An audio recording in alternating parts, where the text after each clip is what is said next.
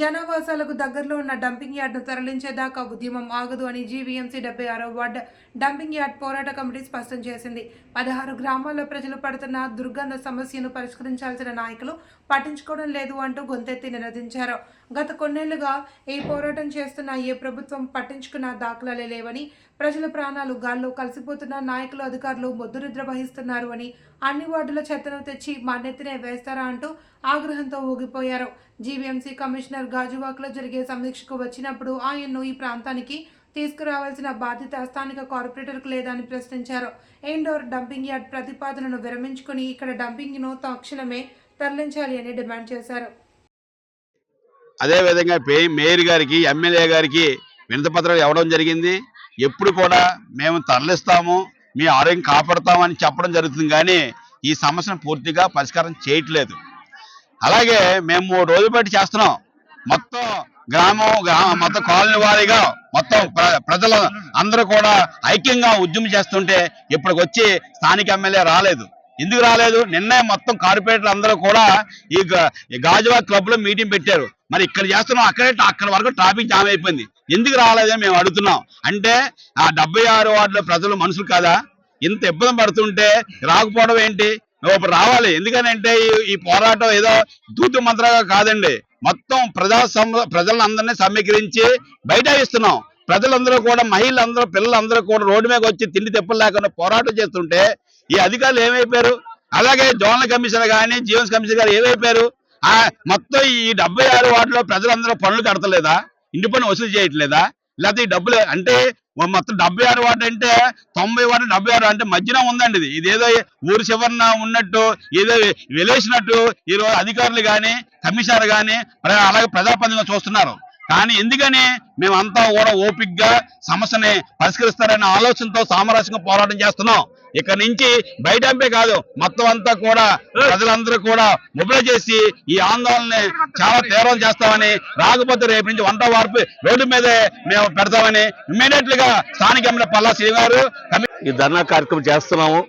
ఈ ధర్నా కార్యక్రమం చేసిన నుంచి అంటే గత 12-13 సంవత్సరాల బట్టి ఇక్కడ డంపింగ్ యార్డ్ అనేది పెట్టడం జరిగింది.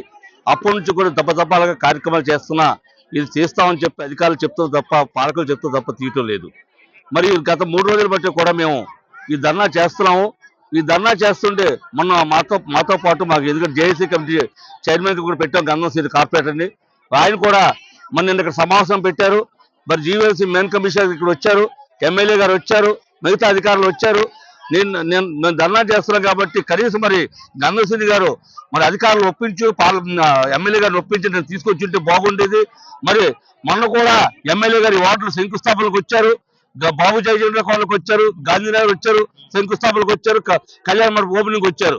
మరి వచ్చినప్పుడు ఇక్కడ ఇంతమంది ప్రజలు ఇబ్బంది పడుతున్నారు, ఒకసారి చూద్దామని చెప్పేసి అది రాలేదు. అంటే ఏంటి? ఇక్కడ ఉన్న 76 వార్డు ప్రజలు అంటే నీచమైన ప్రజలు. అంటే ఎందుకంటే ఈ దుమ్ము, ధూళి, కంపు, దుర్గంధంలో వస్తున్నారు. వాళ్ళు చావలే అని చెప్పి వదిలేస్తున్నారు అంతే అందరూ. ఎందుకంటే మా తాలూకా మేము గత 10 సంవత్సరాల బట్టి చాలా ఇబ్బంది పడుతున్నామని తెలుసు కూడా, అధికారులకి తెలుసు, నాయకులకి తెలుసు, కానీ పట్టించుకోవట్లేదు. కానీ మీ అందరూ కూడా ఇక్కడ ప్రజల నుంచి అవేర్నెస్ వచ్చింది. ఈ డంపింగ్ యార్డ్ తీసే వరకు పోరాడదాం అని చెప్పి మహిళలందరూ స్వచ్ఛందంగా వచ్చి ఇక్కడ పోరాడుతున్నారు. అలాగే మా దగ్గర 16 కాలనీలు ఉన్నాయి. నడుపూరు కానీ, గాంధీనగర్ కానీ, హెచ్పి కాలనీ కానీ, మా బర్మా కాలనీ కానీ, చిన్నకోరాడ, పెద్దకోరాడ, బావిచెరువు, బర్మా డైరీ కాలనీ, మెయిన్ గా స్వాతంత్ర Nagar, Ramachandra colony, rickshaw colony దీనికి ఆనుకుని ఉన్నాయి. వాళ్ళకి వచ్చే దుర్గంధం అనేది మరి వర్ణాతీతం, చెప్పలేకపోతున్నాం మేము. మరి ఎంత బాధపడుతున్న ప్రజల్ని ఏం చేయాలని చెప్పి ఆలోచన కూడా లేకుండా ఉన్నారు. మరి ఎందుకంటే మేమైతే చాలా ఇబ్బంది పడుతున్నాం. ఈ డంపింగ్ యార్డ్ వద్దండి మాకు తెలియండి అంటే ఒక ఏమంటారంటే క్లోజ్ని పెడతామండి, సెంటు కొడతామండి, షెడ్లు వేస్తామండి, టెంట్ వేస్తామండి, లారీలు కవర్ వేస్తామని అంటున్నారు. అంటే ఏంటండి అది? అంటే మమ్మల్ని ఇంకా నీచంగా చూస్తున్నారు వీళ్ళు. అంటే మాకేం తెలియదా? మేము చదువుకోకపోవచ్చు, మా డబ్బులు లేకపోవచ్చు, మీ అంత డబ్బులు లేకపోవచ్చు, కానీ ఇక్కడే ఉంటున్నాం. మీరు ఇక్కడ ఎవరైనా ఒక్క పాలకుడు ఇక్కడ ఉంటున్నారా? ఇక్కడ ఎమ్మెల్యే ఉంటున్నారా? ఒక పాలకుడు ఉంటున్నారా? ఒక అధికారి ఉంటున్నారా? ఉంటే వాళ్ళకి తెలుస్తుంది బాధ. మేము ఎంత బాధపడుతున్నాం అనేది. మరి ఆ బాధలు కూడా పట్టించుకోకుండా తిరుగుతున్నారు. 3 రోజులు బట్టి చేస్తున్నాం. మరి ఆడవాళ్ళు అయితే ఉదయం 6 నుంచి కూడా తిండి తిప్పలు కూడా కూర్చుంటున్నారు. ఎంత బాధపడుతున్నా సరే కనీసం పట్టించుకోవట్లేదు. అంటే ఏంటి వాళ్ళకి? అంటే ప్రజలంటే అక్కర్లేదు. ఎందుకంటే ఎలక్షన్ వస్తే ఏదో చేసేస్తాం, ఏదో తప్పుడు వాగ్దానం ఇచ్చేస్తాం, గెలిచేస్తాం అని నమ్మకం ఉంటుంది. ఎన్నాళ్ళు ఇలాగా మాకు కూడా కోపం రాదా? మాకు కూడా రోసం ఉండదా? మేము పడుతున్న బాధ అంచేందుకు అవన్నీ జరగవు. ఈ డంపింగ్ యార్డ్ ఎత్తే వరకు పోరాడతాం. మీరు వచ్చి